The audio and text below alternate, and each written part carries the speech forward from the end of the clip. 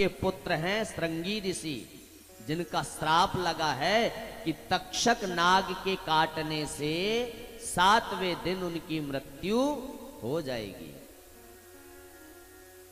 अपने आत्म कल्याण के लिए राजा परीक्षित जी भागवत की कथा सुखदेव जी महाराज के मुखारविंद से श्रवण कर रहे हैं, बड़े आनंदित हैं।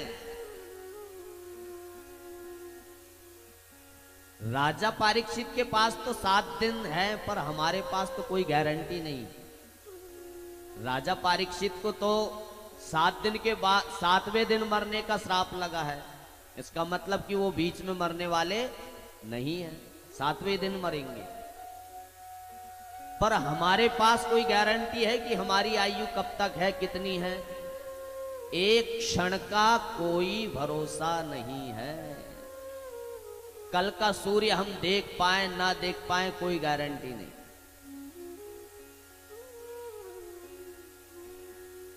इसलिए भागवत की कथा श्रवण सदैव करते रहना चाहिए। सदा सेव्या श्रीमद् भागवती कथा सदा सुनते रहो। 1-2 बार में काम चलने वाला नहीं है। क्या होगा उससे ना जाने कब, कभी भी।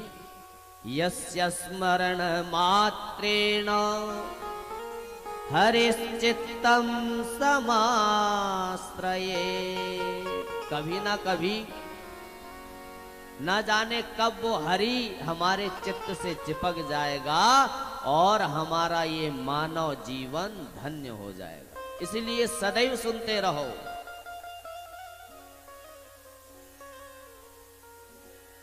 भागवत की कथा है ही इसीलिए मृत्यु के भय को दूर करने वाली कथा है भागवत। अच्छा, दुनिया में सबसे बड़ा अगर डर है तो मरने का है कि नहीं? मरने का सबसे बड़ा डर है सबको।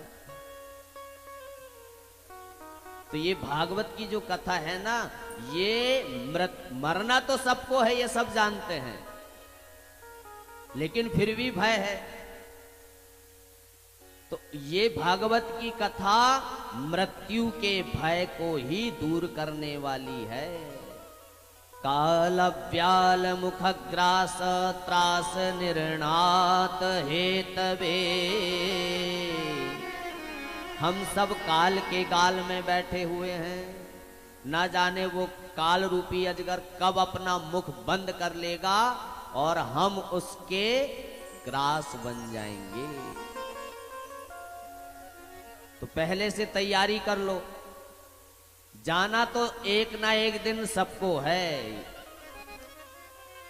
आपने देखा होगा, आप तो सब गृहस्थ बैठे हुए हैं यजमान भाई, आपके यहाँ कन्या है, कन्या का विवाह योग्य हो जाती है तो उसकी एक ना एक दिन विदाई हमको करना पड़ता है। हर पिता का धर्म है ये कन्यादान। कन्या भी जानती है कि एक न एक दिन हमको जाना है। जो कई वर्षों तक अपना घर मेरा घर करती है, वो एक दिन छोड़ के चली जाती है। फिर उससे पूछो तेरा घर कौन सा है, तब नहीं बोलती कि वो मेरा घर है, ये मेरा घर है बोलती। और ये रीत जो है वो सबके साथ होती चली आ रही है और होती रहेगी। एक ना एक दिन विदाई होना है, ऐसे ही हमारी भी एक ना एक दिन विदाई होगी। हम लोग कन्या को समझाते कि नहीं विदा के समय, बेटी हमारे कुल की लाज रखना, चाहे रो चाहे गाओ चाहे हंस के जाओ, पर जाना पड़ेगा ही। भाई जाना तो है ही, चाहे रोते हुए जाओ चाहे हंसते हुए जाओ, पर एक ना एक दिन विदाई। जैसे आप कन्या की विदाई करते हैं रोते हुए, पूरा परिवार रहता है, लेकिन विदाई तो होती है। पहले आपने देखा होगा कन्याओं का बालपन में विवाह हो जाता था, बाल विवाह। अब तो वो प्रथा बंद हो गई। बाल विवाह हो जाता था, जब वो कन्या विवाह योग्य होती थी तो उसका गौना होता था, जिसको विदाई बोलते हैं। गौना होता था तब उसकी विदाई होती थी।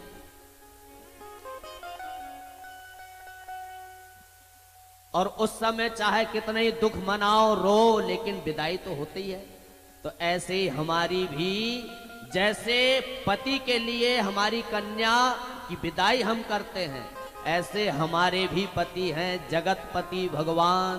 हमारी भी एक ना एक दिन यहाँ से विदाई होनी निश्चित है, चाहे आप रो के जाओ चाहे हंस के जाओ। एक बड़ा सुंदर बुंदेलखंडी गीत है हमारे ब्रजधाम वृंदावन धाम के जो सबसे सरिस प्रवक्ता है श्री डॉक्टर श्याम सुंदर पारासर जी, जिन्होंने बड़े सुंदर मधुर कंठ से इस भजन का गायन किया है। आप उसके शब्दों को अवश्य समझने का प्रयास करें। बुरो लगे चाहे नौनो जी, बुरो लगे चाहे नौनो जी।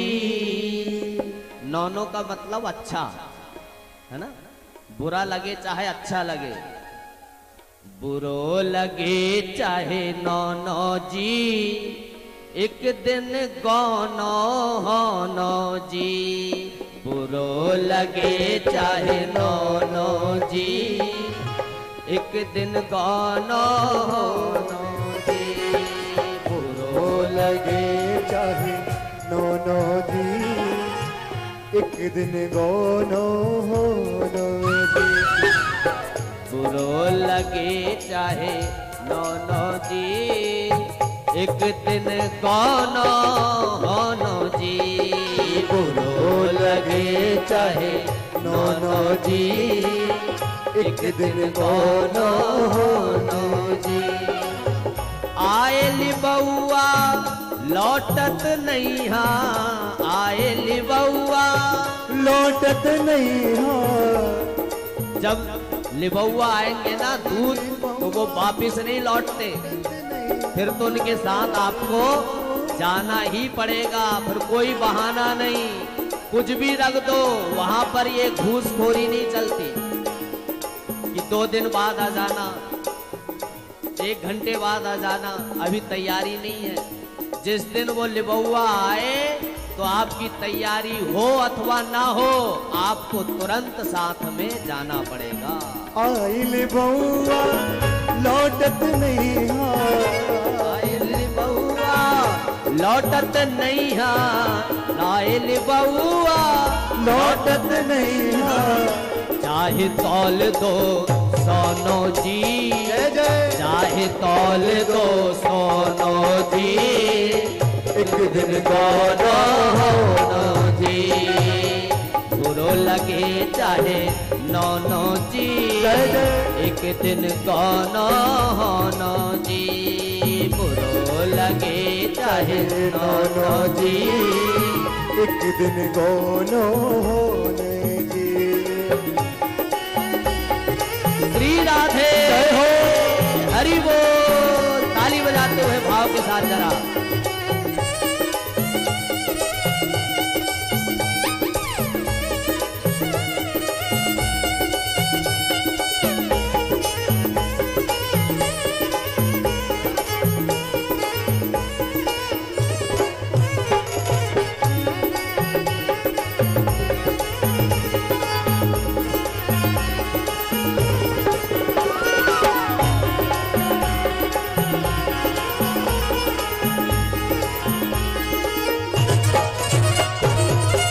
सखी सहेली सब रह गई है, सखी सहेली सब कहीं चाहिए,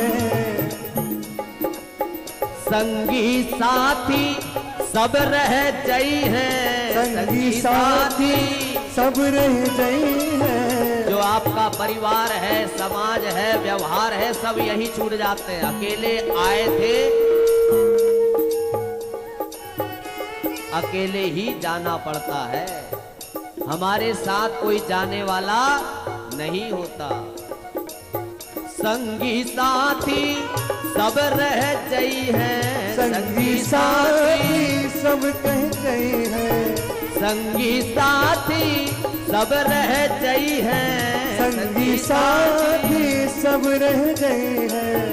बादिन सबको रोनो जी, बादिन सबको रोनो जी, एक दिन कौन होनो जी। लगे चाहे नौनो जी, एक दिन गोनो होने जी। बुरो लगे चाहे नौनो जी, एक दिन गोनो होनो जी। बुरो लगे चाहे नौनो जी, एक दिन गोनो होने जी।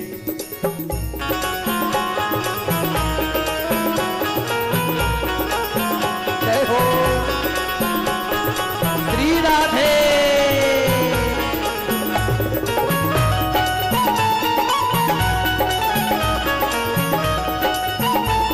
ताली सेवा देते हुए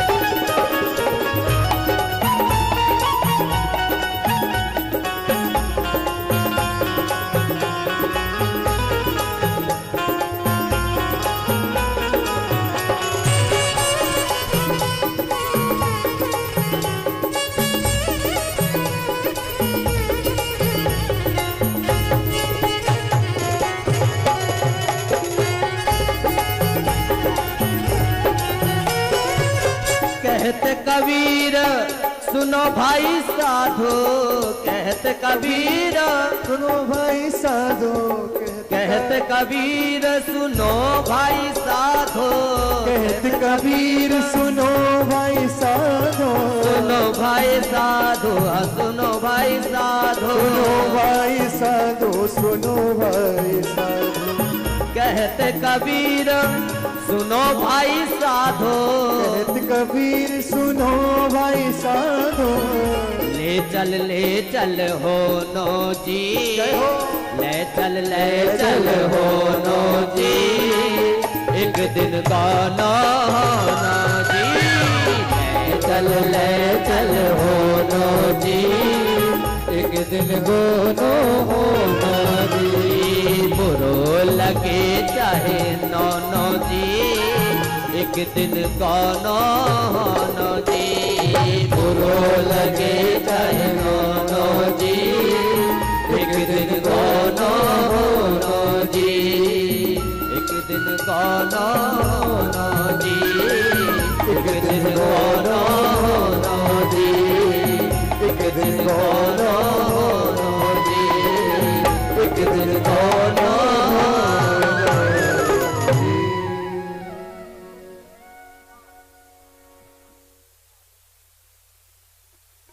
अच्छा लगे चाहे बुरा, जाना तो सबको है। सब यही धरा का धरा रह जाएगा। जिसे आप जीवन भर मेरा मेरा मेरा करते आ रहे हो, ये सब छूट जाता है। आपका किया हुआ सत्कर्म और पुण्य ही आपके साथ जाता है।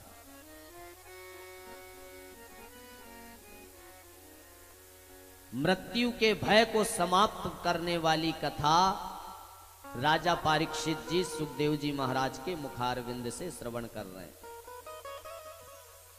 और इस कथा को भी गंगा कहा गया है। जैसे आप गंगा स्नान करने जाओ तो बोले समस्त पाप धुल जाते हैं, ऐसे ये वो जैसे भागीरथी गंगा है, ऐसे ये भागवती गंगा है। पूछे हो रघुपति कथा प्रसंगा, पूछे हो रघुपति कथा प्रसंगा, पूछे हो रघुपति कथा प्रसंगा, पूछे हो रघुपति कथा प्रसंगा।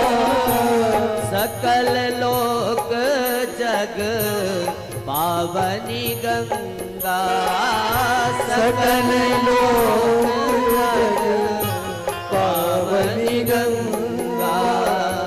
पूछे हो रघुपति कथा प्रसंगा पूछे रघुपति कथा प्रसंगा सकल लोक जग पावनी गंगा पूछे रघुपति कथा प्रसंगा सकल लोक जग पावनी गंगा रघुपति। जैसे भागीरथी गंगा सारे पापों का विनाश करती है, वैसे ही ये सकल लोक गंगा स्नान करने के लिए तो आपको बनारस जाना पड़ेगा, इलाहाबाद जाना पड़ेगा, लेकिन ये कथा गंगा ऐसी है, इस भागवती गंगा को जो जहां आमंत्रित करे बुलाए, भाव से जो इसे बुलाता है, ये गंगा वहीं चली जाती है। वो गंगा में आपको जाना पड़ेगा और ये गंगा आपके पास आ जाती है, इतना अंतर है। वो भी सारे पापों को मिटाती है, ये भी सारे पापों को मिटाती है। और वो जो गंगा है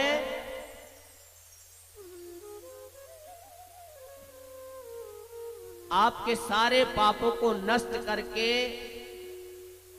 पितरों की मुक्ति दायिनी है, और ये भागवती गंगा भी स्मरण मात्र से सारे पापों का नाश हो जाता है। तो ऐसी भागवती गंगा में हम सब लोग यहाँ गोता लगा रहे हैं।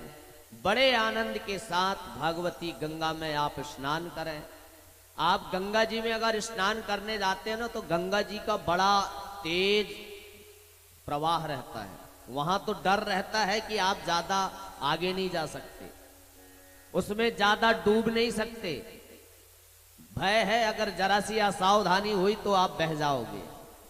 लेकिन ये भागवती गंगा में डरने की कोई बात ही नहीं, जितना डूबना चाहो डूबते जाओ डूबते जाओ, आपको डर लगने वाला नहीं है। बस इतने ही अंतर है वो गंगा और ये गंगा में। इसमें जितना डूबोगे उतना आनंद आपको मिलेगा, और वहां तो डूबे नहीं सकते, वहां डूबे और गए। तो ऐसी भागवती गंगा में बड़े आनंद के साथ आप खूब गोते लगाए। राजा परीक्षित जी बड़े प्रसन्न हैं, सुखदेव जी महाराज के मुखार बिंद से श्रीमद् भागवत महापुराण की कथा श्रवण कर रहे हैं। कल हम सब लोगों ने बड़े भाव के साथ यहाँ सती चरित्र की कथा और शिव विवाह की मंगलमयी कथा यहाँ श्रवण की। सबसे निराली बारात भगवान शिव जी का हमने यहाँ पर देखा। सुखदेव जी कहते, राजन विशाल संत समुदाय बैठा हुआ है, राजा परीक्षित हाथ जोड़े हुए विराजमान हैं। सुखदेव जी महाराज के मुख से अमृत का पान कर रहे हैं, बड़े आनंदित हैं। सुखदेव जी ने कहा, मनु और शत्रुपा से 5 संतानें हुई, देवहूति, आकुति, प्रसूति, ये 3 कन्याएं, और प्रियव्रत और उत्तानपाद ये 2 पुत्र हुए। कल की कथा में हमने प्रसूति और राजा दक्ष की कथा श्रवण की थी, सती चरित्र शिव विवाह की कथा। देवहूति नाम की जो कन्या थी, उनका विवाह करदम ऋषि के साथ हुआ। करदम ऋषि विवाह हुआ और तपस्या करने चले गए। देवहूति माता अपने गृहस्थ आश्रम में